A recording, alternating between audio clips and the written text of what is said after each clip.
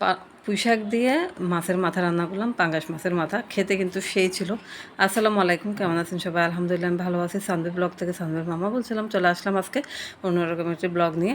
তো প্রথমে ডেক্সিতে তেল দিয়ে দিলাম, তারপরে সেখানে জিরার ফোড়ন দিলাম, পেঁয়াজ দিলাম, রসুন দিলাম, সব কিছু দিয়ে এটাকে একটু করে বাদামি কালার করে নিব। তারপরে এদিকে মাছের মাথা বের করে রাখছি। তারপরে এখানে পুঁই শাক কেটে রাখছি, ধুয়ে রাখছি। তারপরে হচ্ছে পুঁই শাকের ডাঁটা, আলু। আমার কাছে কিন্তু পুঁই শাকের ডাঁটা দিয়ে শাক, তারপরে মাছ কিন্তু খুবই ভালো লাগে। আর শুটকি দিয়েও খুব ভালো লাগে। তো মাছেরটা অসাধারণ, মাছের মাথা দিয়ে তো তার কোনো জুড়িই নেই, অসম্ভব মজা হয়। এদিকে টমেটো, ধনেপাতা, কাঁচামরিচ সব কিছু কেটে নিলাম। এদিকে বাদামি কালার হয়ে গেছে পেঁয়াজ রসুন। এখন আমি এখানে মাছের মশলা দিলাম, একটু হলুদ দিলাম, আর সামান্য পরিমাণে একটু মরিচের গুঁড়া দিব। এটা কাঁচামরিচ দিয়ে রান্না করব। একটু করে পানি দিলাম, দিয়ে এটাকে ভালো করে কষিয়ে নেব।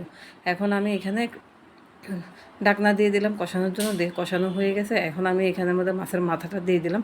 অর্ধেক মাছের মাথায় দিয়ে আমি ওই তরকারিটা রান্না করব। টমেটো দিয়ে দিলাম, কাঁচামরিচ দিয়ে দিলাম, দিয়ে ভালো করে মাথাটাকে কষাই নেব। কারণ মাছা যেহেতু কাঁচা রান্না করতেছি, মানে ভাজা ছাড়া, তো সেটার থেকে গন্ধ লাগতে পারে। সেই জন্য আমি আগে মশলার ভিতরে এটা কষাই ফেলতেছি। আর পরিমাণে মশলা খুবই কম দিছি। অল্প মশলায় শাক রান্না করলে খুবই স্বাদ হয়, আর মুখের রুচিরও পরিবর্তনের দরকার আছে। এখন মাছটা আমার কষানো হয়ে গেছে, আমি এটাকে ভেঙে ফেলবো, কারণ ভেঙে তরকারির সাথে মিশে গেলে খেতে ভালো লাগে। তো মাথাটা, আস্ত মাথাটাকে এভাবে করে ভাঙতেছি, কারণ কাটতে পারতেছি না বাসায়।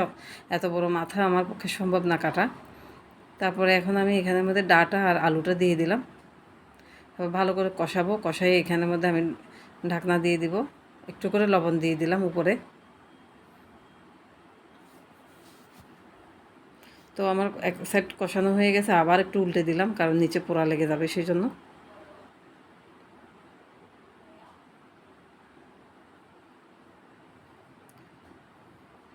তো এখন আমি আবার এটাকে নাড়াচাড়া দিব, দিয়ে এখানের মধ্যে পানি দিয়ে দিব, ঝোল দিব যতটুকু দরকার। এটা সিদ্ধ হইতে যতক্ষণ সময় লাগে, বেশিক্ষণ আর সময় লাগবে না। হয়ে আসছে প্রায়, কষানোর মধ্যে তরকারিটা আমার কমপ্লিট হয়ে গেছে। তো এখন একদম পোড়া পোড়া হয়ে গেছে। কেউ যদি ঝোল না দিয়ে খেতে চান, এভাবেও রান্না করতে পারবেন। তরকারি কিন্তু খুবই স্বাদ হয়। আমি এখানে ঝোল দিয়ে পাতাটা দিয়ে দিলাম, পুঁই শাকটা।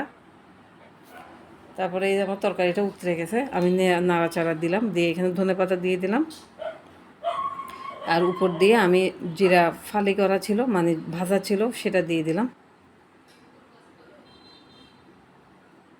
মাশাআল্লাহ, দেখতে অনেক সুন্দর হয়েছে রান্নাটা। আপনারা অবশ্যই একবার হলে ট্রাই করবেন, মাছের মাথা দিয়ে পুঁই শাক রান্না। আর আজকের রেসিপি একটাই করলাম, আর বেশি কিছু করলাম না, আগে তরকারি ছিল। তো ভিডিওটা কেমন লাগলো অবশ্যই জানাবেন কমেন্টস করে। যারা ফেসবুক থেকে আমার ভিডিওটা দেখতেছেন, একটা ফলো দিয়ে দিবেন। যারা ইউটিউব থেকে দেখবেন, তারা একটা সাবস্ক্রাইবার করে দিবেন। তো আজকের ভিডিওটা এই পর্যন্ত। আল্লাহ হাফেজ, বাই বাই, টাটা। সবাই ভালো থাকবেন। নেক্সট ভিডিওতে আবার দেখা হবে। আল্লাহ হাফেজ।